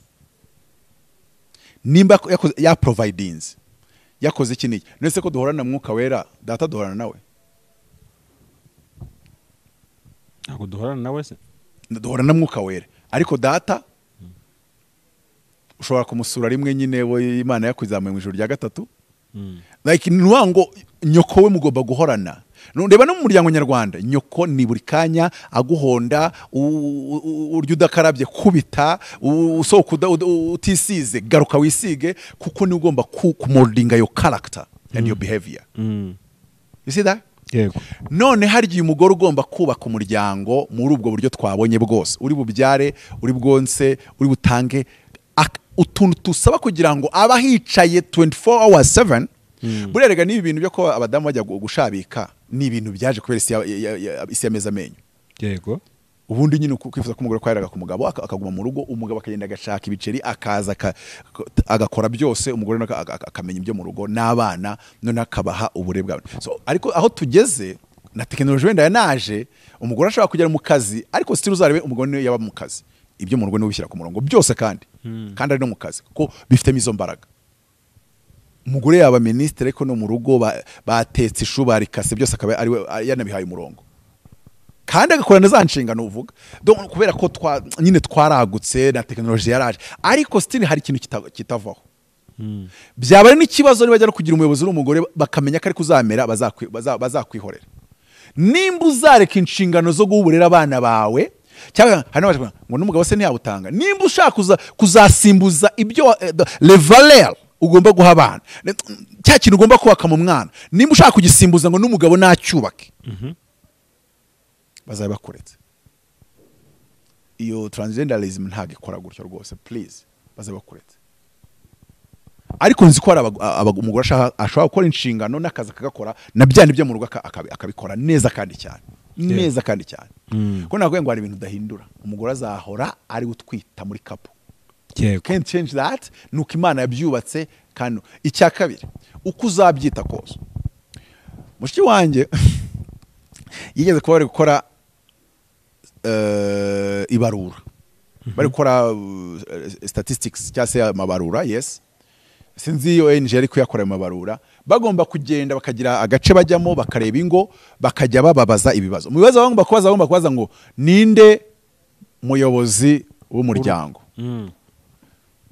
90% barasubije ngo ni Paul Kagame, kuko bo bumvaga umuryango wakumva FPR. None we babazaga umuryango, family. 90% bahita bagaza umuyobozi w'umuryango n'ukuri pe ni Paul Kagame. Barakanisubiza baseka nk'abantu bumva icyo kibazo kiri absurd. Umuyobozi hari utamuzi. Ariko kandi none tuvuga famille, umuryango nka famille, ntabwo turi kuvuga icyama. Ako kantu yari akatubwiye turaseka. Ariko nyine bababwira ati famille nyine bakabona kujya basubiza. Igisubizo ni iki kijyanye kandi na constitution y'u Rwanda. Umuyobozi w'umuryango ni umugabo, ni umupapa. Ariko ntago constitution. Ariko muri no minsi nigeze kumva bibishwe ko bashaka kuzabihindura. Oya byarahindutse, bimaze n'imyaka myinshi. Oya ndabazi byanditse, wimbwira ibintu byahindutse muri speeches z'abantu wana. Oya byanditse mu mategeko. Handitse mu nguki? Umuyobozi nuvuga ngo ntago umuyobozi w'umuryango ari umugabo. Oya byanditse, ariko textually ubimbwira uko byanditse. Uretse iryo tegeko ndashaka isi yatewe na LGBTQ n'amafaranga ya LGBTQ imena mu bintu. Oya itegeko niko rivuga. Nuvuga ngo itegeko umugabo umuyobozi nge nago ndeko byizera ko ariko rivuga, gusa nabyumvise amawushuka. Niyo bagiye ko sinzi nimba barabyanditse. N'ababigisha ntuza amategeko, umuntu uza iyo bagiye gusezeranya babwira ko uvuga ngo umuyobozi w'umuryango muhitamo urahari. U Rwanda muri constitution twakuyemo Imana ntitwayikuyemo. Turavuga ngo u Rwanda it's a secular nation. Siko tumaze kubikora mu ndahira abayobozi bacu barahiriraho bashyiramo ngo Imana ibimfashemo. Buriya nshatse nakora kese nkajya mu rukiko rw'ikirenga nkabasaba gukuramo icyo kintu. Warubize mu ndahiro barahira kuko ntago iriya ndahiro ntago iri constitutional. No, ariko Imana ni nyinshi rega, niyo mpamvu utabikuramo. ubwo ni wanga Imana ibimfashemo iyo nsenga iyo yemera iyo nge nemera kandi buri wese afite kandi ibyo ni ibintu sinemera ko Imana inabaho iyo ari yose ubwo nyine aho wenda niho nshatse gusobanura ikintu kivuga ngo dushobora kwandika constitution ariko abatsinze amatora bashobora kugira angle politique bafata ni uko Amerika ifite constitution yadahinduka ariko iyo ari kuyobora abademokrate niwe kuyobora Trump biba bitandukanye ukumva icyo kintu yego iyo abademokrate ari kuyobora baravuga ngo umuntu wese uvuze ko ari umugore aba ari umugore kandi bagashyiraho na polisi zijyana n'ibyo bintu ariko Republican baza bagahita shiftinga kandi constitution izo ntizahindutse ariko uri kuyobora ashobora guhita afata ibintu mu gihe hariho akabigira gutya akabigarura gutya ariko njye buriya ndeba iyo uhinduye ikintu muri constitution nibwo mvuga nti noneho twajwemo cyangwa se karabaye no muri discours politique yawe as long as utari kujya kure cyane ya constitution nuvuri nta kiriya ndahiro nta kintwaye ariko nshatse kuvuga ngo igeze nk'ahantu igongana mu Burundi niho umuyobozi wa societe civile imwe yibukira umukuru w'igihugu ngo ibyo byo kubaza ngo iterambere ngo ry'urubyiruko banga Imana izatuyobora ngo kwiterambere ati baragutoye jya uvanamo Imana muri discours zawe ubushatse bwase ko utari bukora imishinga na projet politique wowe ukaza kuzanamo ngo Imana ati ubivuze kandi kenshi ibyo bintu inkuru yasohotse ku gihe irahari noneho rero tugaruke ese abagore babwiriza ubutumwa muri Zaburi haravuga ngo abagore babwiriza ubutumwa babe benshi cyane muri komenti z'abantu batemeranyije na Prophet Hubert Angel hajemo umuntu wavuze ngo none ndi kwibaza ngo kuki Deborah yabaye umuyobozi munini ariko siko wajyanga abantu bibajyana Deborah yaturutse noneho aho ngaho tuvugira muri ya societe patriarche ya kera noneho yari umuhanuzikazi arangije ahanurira yego hanurira nde Baraki siko byagenze amaze kumuhanurira uburyo azatsinda urugamba Baraki aratinya aravuga ngo nitutajyana ntaho nzajya undi aramubwira ati ariko insinzi bazayitirira umugore ibyo bintu byawe byo gushaka kujyana nanjye Deborah njye cyanya cyaro kuguhanurira ukagenda yego ndaguha urundi rugero Mose yari umugabo yari umugore yari umugabo ariko ngo yari afite umufasha witwa Aroni nawe yari umugabo ariko ngo hari n'umuhanuzikazi witwaga Miriyamu Bibiliya imwita umuhanuzikazi ngo nuko umuhanuzikazi Miriyamu wamaze kwambuka inyanja itukura ngo azamura indirimbo aririmba ngo ifarashi n'uwihetse Uwiteka ni mwiza ifarashi n'uwihetse yeroshye mu nyanja ngo nuko abantu bose barabyina bararirimba bikiriza Miriyamu abagabo babe ba Mose abagabo babe ba Aroni abagore ba Miriyamu ikibazo ndagikemuye cyangwa gisaba ubundi busobanuro uragikemuye Mose a starting niba ngombwa Aroni a pioneering cyangwa se anamubere muri ya duel ni nkaho Mose yari umugabo Aroni akaba umugore donc duel kuntu ya fonctionnaga noneho haza no kuba hari Aroni uri muri sense ni kuvuga ngo iby'Imana itangije nuko bitangira ariko uko bikomeza ibindi babyemewe mu yandi magambo ikibazo ni ugustatinga church none ikibazo nanone ni ugusobanukirwa what do we call starting a church ndaguha urugero haba amatorero angahe mu isi amatorero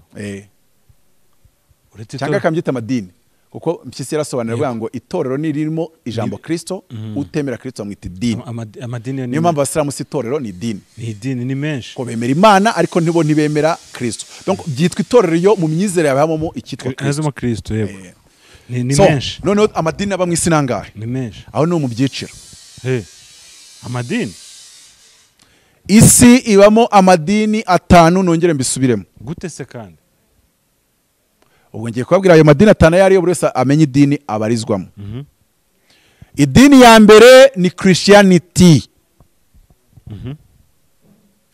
idini ya kabiri ni Islam. Dini ya gatatu ni Judaism. Ubwo navuze Christianism, Islamism, Judaism. Niba ushaka kugira ngo twose dushyiraho ism ibyo byose. Yego. Idini ya kane ni Hinduism. Dini ya gatanu ahubwo tuzita 5 major kugira ngo ntabayobye. 5 major religions. Dini ya gatanu ni Buddhism. So shaka uburyo indi myizere yose uyifolingisha muri ibyo bitanu. Buri cyose kibone aho kibona. Abenshi bisanga muri niyo mpamvu nigeze kuvuga ibintu by'abadive kongera bakarakara reka nongere mbabarizemo gatoya. Izo major religion hari abantu sinavuze ko ari bose bakrasa abadive muri Judaism kubera uburyo bazana ibintu byabo by'isabato y'umunsi, kandi twebwe Kristo ari we sabato yacu kuko ari we washushanyaga ikiruhuko cyo kuruhuka amategeko n'imigenzo n'imirimo itegetswe n'amategeko. Agakiza kakabona kubw'ubuntu kubwo kwizera. Niyo mpamvu Kristo yavuze ngo umwana w'umuntu ni umwami w'isabato nayo. So abakrasa rero abadive muri Judaism not Christianism nge nemeranya nabo 99 n'ibice 99%. Ikindi tugiye muri cya kintu Yubatenjo yavuze uburyo abadive bafata Ellen White. Ellen White ni umugabo n'umugore. Umugore. Nimba Ellen White ari umugore nubwo nzi ko atari watangije ubudive. Kuko abadive bisobanura iki? Abategereje. Buriya nanjye ndi umudive. Nawe urategereje. Ariko babongeraho ngo abadivantiste b'umunsi wa karindwi. Nuvuga ngo nawe uri umudive utari umunsi wa karindwi. Twe turi abadive bigorogota. B'umunsi w'inyabihanga. Sibyo se? Yego. Sinzi uburyo bafata ibitekerezo bya Ellen White bo bita ubuhanuzi, and I'm sure Ellen White ntabwo yahanuye. Icyo cyo nkizi neza. Ntabwo yahanuye. God did not speak with Ellen White. Biroroshye ko nanariza ibyo yahanuye. Biroroshye ko nanariza ibyo yahanuye. Icyo yita ubuhanuzi bwe se ni ibiki? Ibyo bita ubuhanuzi bwe ni ibitekerezo bye. She was smart. Afite ibitekerezo byiza pe. Cyangwa se arazi gutondeka ibitekerezo neza. Ntabwo yigeze ahanura. Ariko nk'urugero Branham we yari umuhanuzi. I can confirm. He was one of God's general. I can confirm. Ariko Ellen White, she was not one. Twigeze ko turi mu cyumba cy'amasengesho. Umukobwa umwe ufite agatambaro n'amarinete ameze nka fime kubera yari afite ikibazo cy'ijisho ndabyibuka. Ariko uribuka ko hari rya DPR cyageze abantu benshi bakajya bashyiramo karinete mu gihe hari ko Imana imuteje intambwe cyangwa yumva ari mwiza simbizi. Niye yabatarwaye mbese bikubwa impamvu z'umurimbo. None uwo mukobwa yaragurutse avuga ngo reka mbabwire yereko Imana yampaye tubone kweza no kwatura. Ati nari ndyamye mbona abantu bari kujya mu ijuru, ati abantu b'udutambaro bajya mu ijuru, ati tuno dutambaro dupfutse amatwi, ati haleluya, ati bene data, ati nubwo baduseka ngo twigize abaturage ngo dupfutse amatwi, ariko ngo nagize yereko abantu b'udutambaro bajya mu ijuru, ngo abantu ba menshi ngo n'amaherena ngo n'imisatsi defirije ngo bari kugenda bajya ngo muri Gehenomu. Uzi ibintu byatubayeho muvandi. Twageze mu kanya ko kwatura no kwiyeza. Umuhanuza baramusimbukiye ugakana ati ihane kwikinisha. Wa muntu watubwiyaga ibyerekwa yaravuze ariko bari kumubeshyera umuntu wagize yerekwa se bajya mu ijuru budutambaro buriya nawe uzi ikintu se yasubije uburyo cyankanze. Avuze ati bene dati ni ukuri mu nsengero ati icyo kintu cyaraniye. Nubango ni ikintu ukora every day.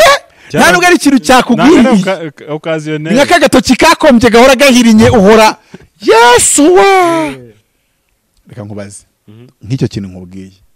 Uwo muntu ari yeretswe koko abantu b'udutambaro bajya mu ijuru cyangwa yari wenda kuko yikundira iryo dini yarabyimagine mu mutwe. Ni kwa kurota ibyo wiriwemo sibyo? Aha. Bumva njya mbigisha ukuntu impano rimwe na rimwe zikora n'uburyo zishobora kuganisha ahantu abantu bakabyita ngo guhanura kandi atari byo. Yego. Sinzi ukuntu nabibabwira. Omega wa FDLR asenze cyangwa akaryama yarota FPR yatakaje ubutegetsi, yarota intambara yabaye mu Rwanda, nuwango byoroha cyane kugira ngo ibyo bintu bigane muri yo sense. rwose biroroha kuko nibyo biba mu mutwe wawe. That is what is in your head. Nicyo cyaberega kuri Natani abwira Dawidi ngo ibyo bintu byo kubakira inzu y'Imana, kubaka isanduku y'Imana, inzu y'imyemberezi n'imiberoshi, bikore Uwiteka azabana nawe. Ariko ngaryamye Imana amubwira ngo subira bwira Dawidi ngo ntago azanyubakira inzu, ngaho witwa Salomo ngo kuko azabara umunyamahoro, ngo naho yamenye amahoro semeje. Nose bya bintu yari yamubwiye buriya yabikuye. Samweli avuga abona Eliya na Abinadabu yavuze ngo iki, ngo dore ngo nukuri niwe Imana yitoranyije igiye kwimikisha amavuta. Yarabikuye ngo habaye icyo gice cyo ngo nukuri nuyu, haba n'igice cyo ngo umwuka aramubwiye ngo no suyu. Ariko iyo agarukiye arigiya ko kuba yavuga ati nuyu Imana yimikisha amavuta agahita agenda, abantu basigara bazi ko Imana yavuganye nawe kandi byari ibitekerezo bye. Voilà. Icyo kirero nicyo Ellen White yahanuriyemo. Icyo kirere cya Samweli uvuga ngo nukuri niwe Imana yimikisha amavuta, nicyo Ellen White yahanuriyemo. Irisiyo kureba ibyo yavuze ku isabato, ariko nibyo bitanga intambara ikomeye. Irisiyo uko ubisoma ukabisesengura ukabuzi n'ubushake bw'Imana, urahita wumva what it is. None rero warugiye kumbaza ngo esaba abantu bo mu Rwanda bimera bite. Yubatenje yabisobanuyeho muri ubu buryo. Yavuze ngo hari ubwo Imana ibwira umugore ngo genda ubwirize ubutumwa, go and preach, yarangiza akagenda agastatinga a church. Urugero, church ya Benihini yitwa ngo iki? Church ya startinze yitwa ngo iki? Ya Benihini? Is it any? Is there any? Nayo. Aragenda agashaka umupasiteri yemera umuhamagaro we, agasavinga under iyo leadership, gusa akagira ministry igafata isi yose. That is how it works. Rero abagore Imana yibabwiye go and do this and this and this, nta abikoreye munsi y'indi vision, nta cyo byamutwara, nta nubwo byamuza akabikora pe, ntabwo byamuza akabikora. Donc Joyce Meyer iyo agira ministry ya healing na tubine twita isanamitima, wenda iri munsi ya TDJX, nkivuga ijambo TDJX muzi ko abantu ba mbere bamukunda banamugizeho iyerekwa ari Mutabazi. Ariko nimba uteganya kumubona imyaka myinshi atarataha kwa data wa twese, ndagukomeje. TDJX aherutse no kurekura ubuyobozi bwa Potazi Hand kubera bari bamukoreye operation surgery. Yagize crise ari mu kubwiriza muri Samoni hagati, kuko ro mukurikira umunsi ku wundi urumva ndabizi. Ariko noneho tuvuye kuri ibyo kandi n'abasurviving izo crisis bakamara imyaka 10, Imana nimpa ibiceri vuba nzajya Dallas ngiye kugira ngo mpure nawe mbere yuko atabaruka, kuko ndamukunda, ariko n'umugenzi. Kabiri, hari abantu b'abahanuzi b'umudamu na dore ko abadamu na barije bajya batuzana ngo witwa stress, yo yigeze banga urumva ngo DJX ngo ni umusataniste ngo ntakorera Imana, Imana ntimwemera, bya bindi byanyu bamutangiye kuzana. Abakurutone ngo rw'abaskama, yewe mwiyerekwa nabonye DJX agenda kandi yaratashye mu ijuru, yaratashye mu ijuru. Niyo bari umushaka kuzana ngo aregwa ngo ibintu ngo bya ngo pedophilie ngo ubutinganyi ngo this and that, iyo si na Kayanja barabimurega. Ntibyabujije Imana kumbwa ngo ninjye kumureba, ntabwo Imana yanyohereza ku muntu ukora pedophilie. Abantu bafite ibintu hano hanze bahimba, abantu bafite ibintu hano hanze bakubita aho ngaho, ibyo bitadutinze. TDJX arataha kandi atashye mu ijuru. Ibyo ubwo kari gaciyemo. So Joyce Meyer ashobora kujya under leadership ya TDJX agakorera ministry ye, ibintu bikagenda neza. Bivuze iki? Bivuze ngo suko atakorera Imana, ariko muri concept y'ijuru ntago Imana ibishaka ko bigira iyo shusho. Reka mbisone muri ubu buryo abarokore mwanga divorce no ko umugore yaba visionnaire wiyerekwa ry'ubumana ni kimwe, kuko ntago bi reflectinga the image of the God's family. sinzi umvishe kintu, it doesn't reflect it. Na divorce nze nzashaka undi mugore, ariko umbajije ngo ese mutabazi about that, no, this marriage y'abantu babanye akaramata ni reflecting how things is in heaven and how things will be when Jesus will come to take the church. Muri Israel inzu nziza wafite yose uraza ukaza kureba umugeni wawe kwa sobukwe. Iyo uhageze ntiwemere kurenga amarembo. Niyo mpamvu Yesu atazarenga ku bicu, ngo nuko azahagarara ku bicu, ngo natwe duhere ko tumusanganire. Uko niko umugeni aza yambaye umwambaro we aje gusanganira umukwe ku irembo. Wibuke rwa ngo nuko abakobwa bapfu batanu n'abakobwa b'abanyabwenge, ngo nuko ngo umukwe aje babura amatabaza yo kujya kumusanganira. None iyo umukwe baza kumusangana ku irembo, yahitaga atwara umugeni akamujyana kwa se, yamara kumugeza kwa se bakarara ijoro rimwe. Hano najya muririmba ngo kwa data ni mu ijuru tuzagerayo, kwa data ni mu ijuru tuzagerayo. Kwa data naho, kwa data si wanyu nyine, ni kwa data. Ngo tuzagenda mu imbere muri ako kanya. None se umuntu warimbye ko rase ko Imana itamwishuriye ibi ndi kukubwira nyine ntagaho yahageraga. Ihishurirwa ry'umuntu anigera najyana n'ubumenyi afite mu Mana cyangwa mu bumana. Urumva? Nuvuga ngo kuririmba ngo tuzajya mu ijuru kureba bariyo, nyine muzajya kureba bariyo mugaruke mu isi nshya, kuko azaremwa ijuru nshya n'isi nshya, muzaba mu isi nshya. Ariko tuzajya mu ijuru tumareyo umunsi umwe,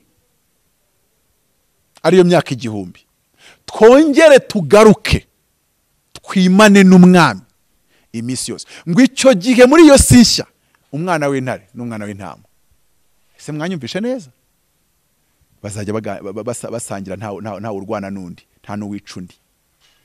Noneho rero Hitler n'abayahudi harya Hitler yagezeyo aho ngaho byabibaye ibindi.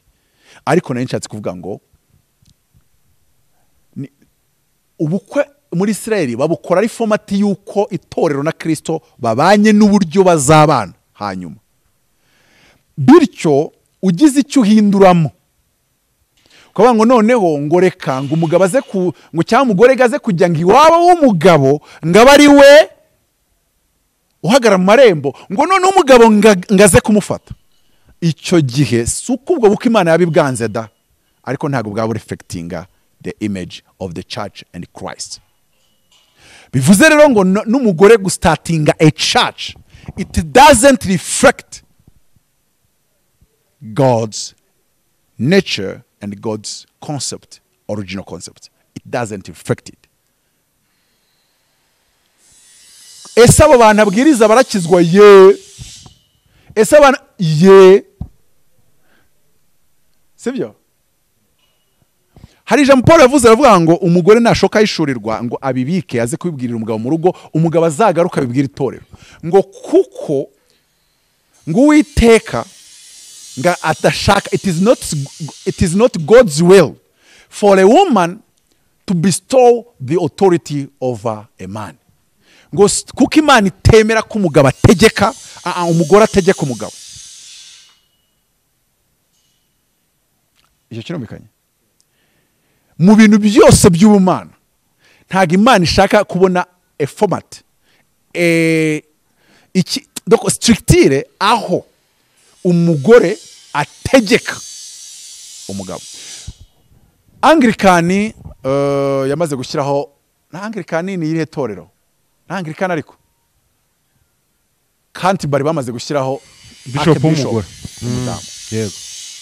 Nabyo biri mu byatumye rega Anglikani nayo ifite ibibazo, uretse ko banacitsemo kabiri. Anglikani mu Rwanda ntago kiyoborwa na Canterbury. Isigaye iyoborwa ni formation bashinze undi muryango witwa Gafcon. So Gafcon ntago yigeze ishyira umuyobozi w'umugore.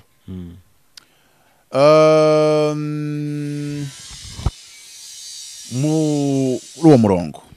So rero kutagira aba founder cyangwa se aba visionnaire b'abadamu ni no kugira ngo umudamu kuko araba afite umugabo aze gukora za nshingano z'umudamu mu rugo.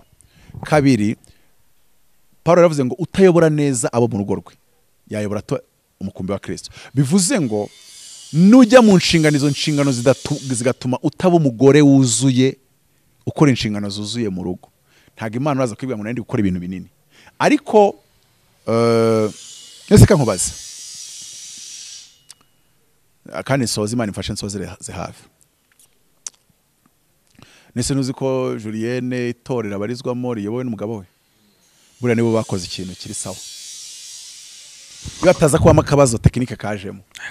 Akaba ari pastor uri under Kabanda Stanley umutware we. Akanakoreshwa iby'Imana yamukoresheje, ariko ari pastor under Kabanda Stanley. Byari kuba biri muri format Imana ishaka. Ariko Grace rumisa nkawe yararuse uyengende ngaro y'ibintu muri sense nashaka kubivugamo. Iyo aba nta kabazo tekinike kajemo na systeme n'ibindi byose. Akaba yarakiri hariya muri Jubilee. Akaba wenda yarayoboye nk'amasengesho. Bati Pastor Julienne Kabanda ushinzwe cyangwa uyoboye amasengesho muri Jubilee. Yego. Catherine Coleman ntago Branham yigeze yanga kuvuga ko ari God's general.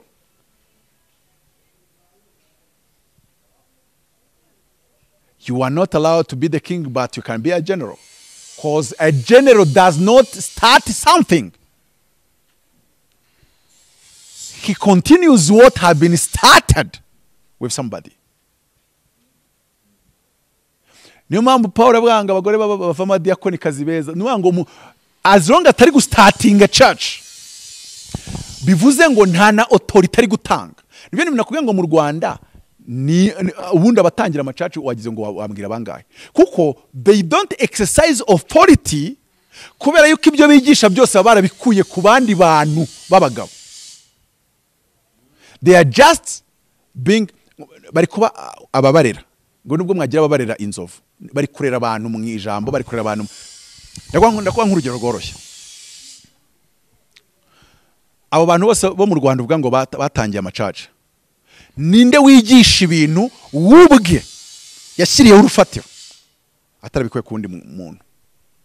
Nk'ubu nzi ko Mutabaza ari ibintu nigisha ntumvanye undi mwigisha wese mwisi, uretse kuba narahamagawe nk'intumwa nkaba ndi mfite umwuka w'Imana, narangiza kandi izo nyigisho namara kuzishyira hanze nkazahura n'abandi bantu bari kuzigisha, bamwe niba banazi ko zaturutse kuri njye. Ariko inyigisho zabaye initiated n'umugore zikaba ari zo mu bwami bw'Imana, ntago naba mpari. Ndagura urugero agwabuhari Catholic yatangiwe n'umugabo, right? Yego. Nubira cyawe n'abagabo. Ariko hari igihe cyaje kugira habamo separation.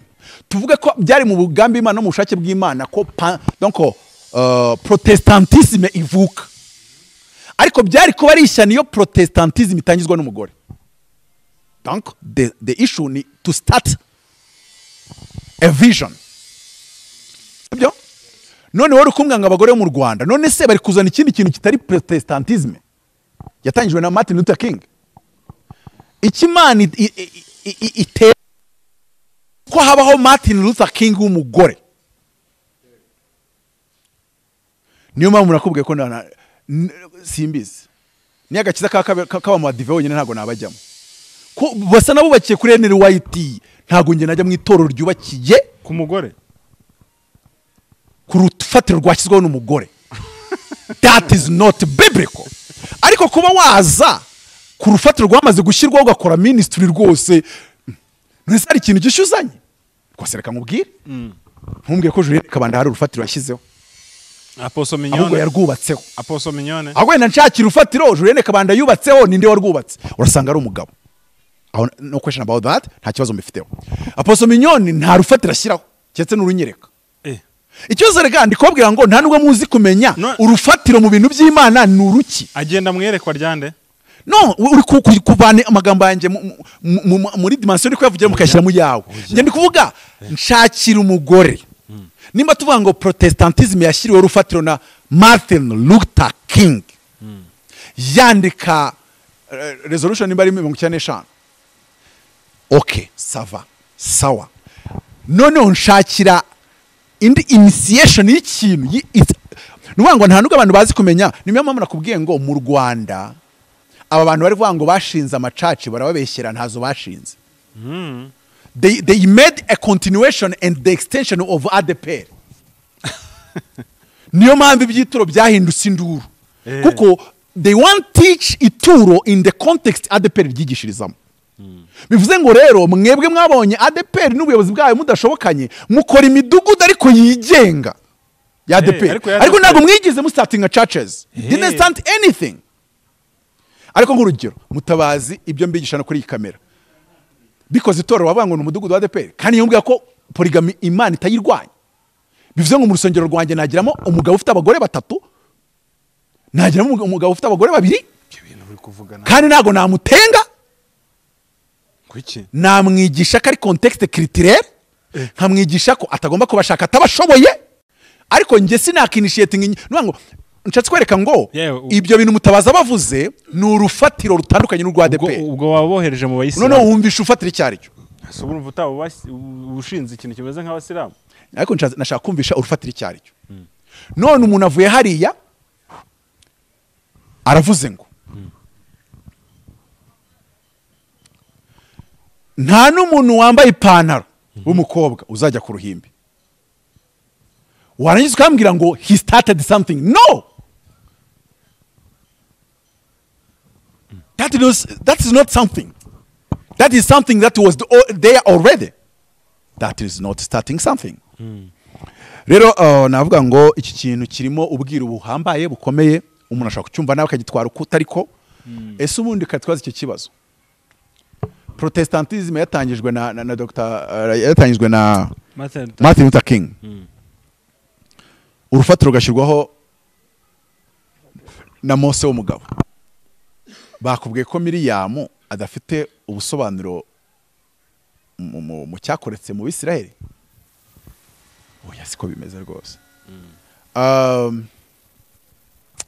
Ikindi nyine se kuki muryoherwa na karamata. Avuga ko Imana mu karamata ari ikintu yungukamo. Ariko nuko Imana ibishaka kugira ngo bigire shape and the format yitorero na Kristo. Kunze kuba byabyanditse mu Befeso. Ariko abantu babigisha ubwabo ntibazi kwigisha Bibiliya. Kuko bavuga ngo nicyo zatuma umusore azasiga se na nyina. Rya jambo wari warimbone ntabwo bwo rinsomere ukaramawe. Nubwo twatinze imitwe itize 5 dusoze ariko uri insomere. 5 tirenza rwose. Ndumva riri mu itangiriro bice 2 24 ariko naje gusanga havuga ngo iki haravuga ngo nicyo gituma umuntu azasiga se na nyina akabana n'umugore we akaramata. Bombi bakaba ninde umuntu uzasiga bavuga ngo yarinde bakaba umumenya umuntu uzasiga akaba n'umugore we gusana ko bavuga azasiga n'umugabo. Yani niho nashakaga ko ari Eman. Bari icyo nzivuga Eman. Yego kuko nahabonye naho niyo mpamvu nakubwiye ngo bampyisi bafite byinshi byo kudusubiza. Kuko nabanje nkwereka ko mu isengesho ry'umwami bahinduye inshinga. Hagiyazo babyita ngo izina ryawe ryubahwe, kandi Hagiyazo bisobanura rirera, thy name is holy. None naho ngabo baravuze ngo umugabo azasiga se na nyina abane n'umugore we, umuntu azasiga se na nyina. No, umuntu n'umugabo ni ibintu bitandukanye. Uretse ko Imana bisobanura umuntu babizi, ariko muri iyo context bavugaga umuntu gabo.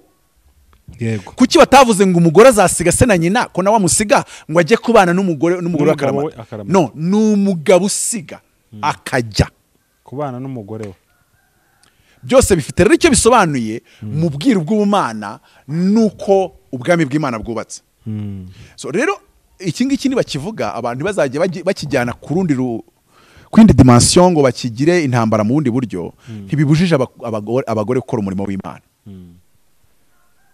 Ni nkuko bitabujwe ko umuntu akora divorce, ariko byaba ari agahinda n'akandare.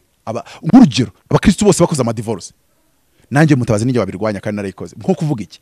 Kuko ibyo nakoze sibyo illustration ya Kristo n'itorero, ariko kuba mbikoze ngiye nyine ntacyo bitwaye, as long as 90% y'abakristo bo bari kubana bakarinda basazana. Kuko dukeneye ko biza in a format yitorero na Kristo. Kuko twese dukoze divorce twatumeze nko gutanga message ngo Kristo tuzajyana nawe tumara umunsi mu ijuru. Tuzajya mu ijuru kureba bari umuntu akariyemye kandi akora sera mu mwuka. Tuzaye kureba bari yo rata, ntabwo tuba tugiye kubayo. Nitumarayo umunsi ungana n'imyaka 1000 tugaruke tuze kwimana n'umwami mu isi nshya imyaka 1000 noneho iteka ryose.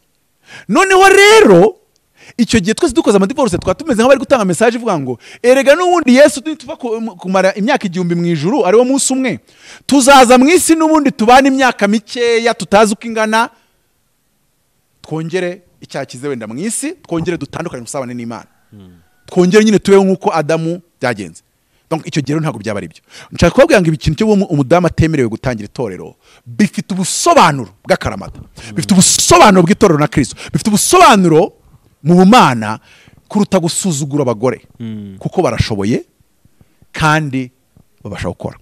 Ariko nanone umunsi abantu babirenzeho, Yubetenje yababwiye ngo Paulo yavuze ngo ngombwa kuri njye nuko Kristo yamamazwa, byaba mu kuri cyangwa mu binyoma, ababikoreshwa no kunyongera imibabaro cyangwa se abandi akabikoreshwa n'urukundo rw'Imana.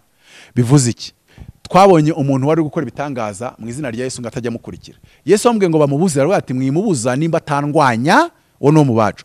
Bivuze ngo umugore Imana ishobora kumubwira ngo nkorera umurimo, wakumva ngo tangiza umurimo. Kabiri, hari abagore Imana ibwira ngo batangize umurimo kuko nta gishya bagiye gutangiza. They are not laying any foundation.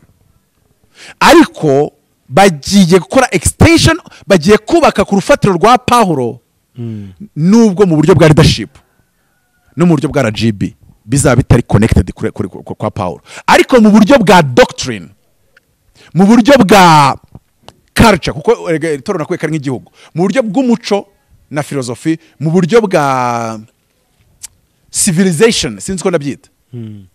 Ni nkuko nakubwiye ngo Amerika iyo warwa n'abandi ahubwo n'abapfu, ariko hari ba Abraham Lincoln bitwa 8 founding father ba Amerika, ariko sibo bahimbye demokarasi. Bivuze ngo uwashinze iyo miyoborere yabo ni umupfu w'umugiriki wakoze teori za demokarasi. Ariko nanone uyu muntu uje witwa Abraham Lincoln ntago ari gukora foundation y'ikitwa demokarasi, ahubwo we ari kugira gute gukora pioneering. Then umugore yakora pioneering kuko abatari gushinga ahubwo abari kugira. So rero twebwe mu Rwanda turicara, umuntu utashinze ikintu tukamushinja ko yagishinze. None twarangiza tukavuga ngo ubwo icyo Yubatenje yavuze sicyo, kandi wakwe ati reba Bibiliya, reba imirongo ya Bibiliya, reba. So none tukajya no muri cya kintu cy'ukuntu umugore ari n'uburyo afite inshingano z'icyubahiro zo kwita ku bana, n'uburyo reka nkubagire, hari biriya bintu Martin Luther King yakoze, nubwo wenda tubisoma ariko ubirebye mu mwuzuro wabyo ukabiha gukorwa n'umuntu w'umugore, hari igihe bitakoroha. Reka nongere ngutekereze ikindi kintu. Dusoza. Reba hagiye ko liberation y'igihugu. Yego. U Rwanda rwakorera liberation. Igitekerezo kigatangiranwa n'umugore, akayobora urwo rugamba mpaka ruteka inzova. None ikibazo nshaka kubaza, mu isi hari wabibonye babarira umubwira Che Guevara yari umugore. Mbese dushaka abantu bakoze ikintu bakakinishiyetinga kiri revolutionary and visionary. Ukerega it is too demanding, kandi umugore ni umunyacyubahiro ufite izindi nshingano abazwa. Nuwa umuntu uri kwinishiyetinga icyo kintu hari igihe ashobora kumara nk'amezi 3 nabo mu rwego batamubona. Hari igihe aca muri byinshi kajya mu ishyamba. Ikindi hari ikintu abantu bagomba kumenya, hari struggle Dawidi yaciyemo utari gucisha muri Debora nubwo ari umugore ngo w'igitangaza. Yego, Apostle Mutabazi arakoze, abantu bazadufashe kurara mu rutare muri Aduramu iki n'ibiki. Donc izo struggle no mbisobanura ukundi kuntu, uburyo Imana yawe yarinze ubwonko bw'umugabo ntabwo ari bwo buryo yawe yarinze ubwonko bw'umugore. N'umubiri uko yawukoze. Abantu muri Amerika bakunda kubirwanya. Uzarebe mu docteur bita Dr. Jonathan Peterson, niwe nsorejeho, ajya hanga n'aba feminist kubasobanura ati bakuvuga ngo abagabo ngo nibo basiyo ngo hatari ngo niyo mpamvu abagore, akababwira ati none se ko mutareba ko abagabo aribo benshi bari muri gereza, turebe n'urugero mu gihugu cyose mageragere utiriwe umbaza nabwo ngo abagore nibo benshi.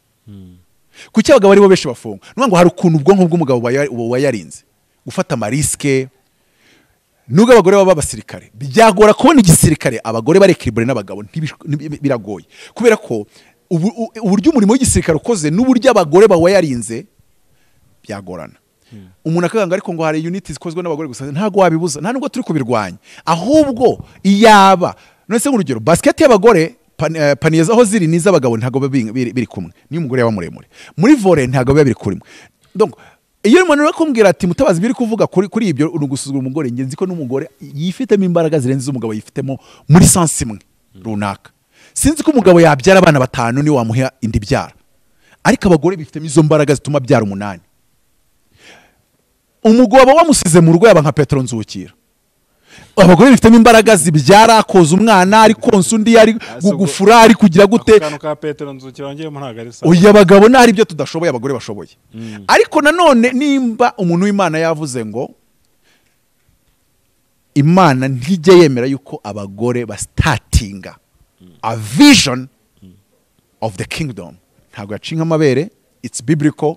Ariko nanone nitugera muri civilization ishyira imbere umugore, yewe uwo mugore akanagira ibintu atangiza, ntabwo bivuze ko ababibamo bazarimbuka, sicyo bisobanuye. Ahubwo nyine ni nkuko abadivorce tuzajya mu ijuru. Ariko naba mbeshye mvuze ngo nitwe turepresent iby'itoro na Kristo. No, ntabwo ari twe tubirepresenta, birepresentwa n'ababanya karamata. Uko niko kuba umunyakuri, sibyo se? Yego. Ngo kuko akoze divorce ngashaka ibintu byose kubigobyora biganisha kuri divorce, ntabwo ari uko bikora. Kuko itorero ni umugore wa Kristo, kandi nyuma yuko agiye kutwerekana kwa data tukamarayo umunsi umwe, tuzabana nawe iteka ryose, pour dire ko icyo kintu cy'akaramata nicyo kiri original. Then nimba ari umugore watangije itorero, nta utaniye n'umugabo wakoze divorce, cyokoze komeza ukora uwo murimo, ariko ntushaka kutwemeza yuko ariyo original intent of God. Yego.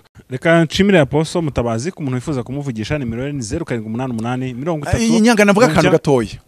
Dugira amatorero nakubwiye ko akoze nk'ikimina, ADPR Anglikani, ya Catholique zikoze nk'ikimina, nta visionnaire wazo wababaza, donc barica bakagira ibyo bemeranya, synode kemeranya. Tugira amatorero akozwe nk'ubwami kwa Gitwaza. Niyo mpamvu bavuna ingoma nisirinze bashyikira sena nabashyikira. Nuwa ngo deja muri Zayoni nta mukozi w'Imana bamuhama mu Gitwaza, niyo mukozi w'Imana, abandi n'abakozi ba Gitwaza. Niko birivuga, ntago yigeze ifata Yosuwa ngo imwite umukozi w'Imana kugeza Yosuwa apfuye, no, kugeza Mose apfuye. Ahubwo biramwitaga ngo Yosuwa umugaragu wa Mose, cyangwa Elisa. Ntago yigeze yitwa umukozi w'Imana kugeza Eliya azamuwe. Barabaga ngo Elisa umugaragu wa Eliya, cyangwa se Gehazi. Urabona hano biri mwita umukozi w'Imana, Gehazi umugaragu wa Elisa. Nubango rero muri format mu murimo ukoze, reka mbyite gutya, Paulo yarepresentaga umurimo ukoze nko kwa Gitwaza. Niyo mpamvu Timoteyo ntago bitwa abakozi b'Imana, bari abakozi ba Paulo. Ariko twajya i Yerusalemu kuri Petero na Yakobo na Yohana, byo byari bikoze nk'ikimina. Niyo mpamvu ngo bagiye kuvuga iby'inyama zaterekerejwe ngo bakoze inama i Yerusalemu. Ariko umurimo Paulo wose yakoze, uzari hano bavuga ngo Paulo ngo nuko akora inama na ba Timoteyo, yarabandikiraga urwandiko ngo nuko ibintu bijye bikorwa gutya, nuko ibintu bijye bikorwa gutya. Nko kuvuga iki rero, umuhamagaro n'umurimo urimo autorité monarchique, aho iyo visionnaire cyangwa se umuyobozi mukuru avuze ikintu, byaje muravuze ngo umuyobozi wawe navuga ngo gurisha parcelle Nyamata, bira ntago umugore abyemerewe. Donc ahandi afite autorité ku bantu ba muri munsi, ku buryo icyavuze cyose gihita kiba. Niho ryaje muri vuga ngo kuko Imana itemera yuko umugore ategeka umugabo. Nuvuga ngo hari so naho dusoreje tucyaba kirekire, ariko umugore itorero ryubatse nk'ubwami ntago yemerewe kuriyobora, cyo ko itorero ryubatse nk'ikimina yemerewe kuriyobora, kuko biba byaratangiwe n'undi muntu, we abari gukomeza ibyatangiwe. Kabiri, uburyo ayo matorero abakoze, nk'urugero Izayi, niyo mpamvu nkunda kubakangurira yuko yazasimburwa n'umugore, kuko ibyo akora ntago ari ugutegeka ba ADPR, wa akora ibyo inama ngo y'ururembo sinzi ukuntu bayita yemeje. Hari ukuntu autorité zigenda zihanahana, nuvuga ngo ntabwo bikoze as a kingship style. ni nk'uko n'urugero hakibaho abami nta mwami w'umugore wabagaho, ariko hagiye mu perezida w'umugore yabaho, kuko ntago ayobora igihugu mu buryo full control na full authority iba muri we. Icyo gihe hayobora systeme, amategeko nyine na ofisiye n'ikimwemerera. Ariko kwa undi muri wa muhamagaro usanga God's generals muri vision batangije, iyo avuze ngo muryame bose baryama, yavuze ngo mugende bose bagenda, yavuze ngo bigire uko byose bigira, noneho no kugira inyigisho za original, nkuko nakomeje no kubwira ngo sindabona mwisi umwigisha w'umugore, ndacyamushaka ariko nimubona nzabibabwira, kuko umurimo wo kwigisha specifically Imana ikunda kuhamagarira abagabo. Ubwonko bw'umugabo nibwo yawayarinze kuba bwakora uwo murimo wo kuba a teacher, ariko ubwonko bw'umugore nabwo buwayarinze kuba a good preacher, a good prophetess. Rero kugira ngo icyo kintu gisobanuke, gusaba mu bintu mvuga kanasorezaho nawe yavuze muri iyo video ye, ntibibuza ko umugore yakora umurimo w'Imana, ariko twirinde ko umugore Imana yamubwira ngo nkorera umurimo, preach, heal, prophesy, kora ibitangaza, koreshwa ibitangaza, wagahita byumva ngo ni ntangiza urusengero, aba ariho mbikorera. Ashobora no kubikora muri ministry yindi kandi bigakorwa neza, kandi akabinganza amarumbo, kandi akagera ku isi yose, akaba munini cyane, ntacyo bitwaye. Cyangwa se najya gukora umurimo, yirinde gushyiraho urufatiro, kuko ibyo ni iby'abagabo, yubake ku rufatiro rwashyizweho, urwo yemeranya narwo, ubundi asavinge, akora umurimo. Nimba uri umugore, don't bring something new. Nk'urugero, nimba mu Rwanda bose bigisha, cyangwa se ku isi yose bigisha yuko gushaka abagore babiri bigize icyaha biblically,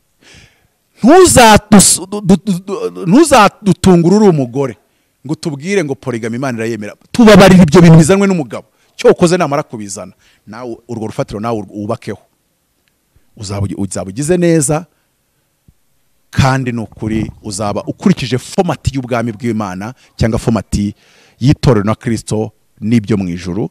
Kuko Mose Imana yamubwiraga ngo nukora isanduku urebe icyitegerezo cy'ibyo wabonye mu ijuru. Icyo kintu rero bimeze nko gukora isanduku ariko ukayigira umwashi, kuko ntago ari cyo cyitegererezo Mose yari yabonye mu ijuru. Nimba yabonye imihini bazajya bikorera ku ntugu zabo, nimba yabonye abakerubi bariho bakoze mu izabo, yabikoze exactly mu cyitegererezo yabonye mu ijuru. Rero mu cyitegererezo cyo mu ijuru nta mugore wemerewe gutangiza itorero cyangwa se startinga a church. Ariko mu busobanuro bwanjye, starting a church means deep things, deep meanings, kurenza ibyo abantu batekereza. Niyo mpamvu bano bo mu Rwanda, nicyo kibazo bambajije, nta kibazo bakoze umurimo uko bawukora, they didn't start anything. Uretse nabo b'abagore n'ab'abagabo mu Rwanda, they didn't start anything. Nimero ya Apotre Mutabazi ni 0788 30 95 13. Biganiro byacu binakagaruka. Shalom, shalom.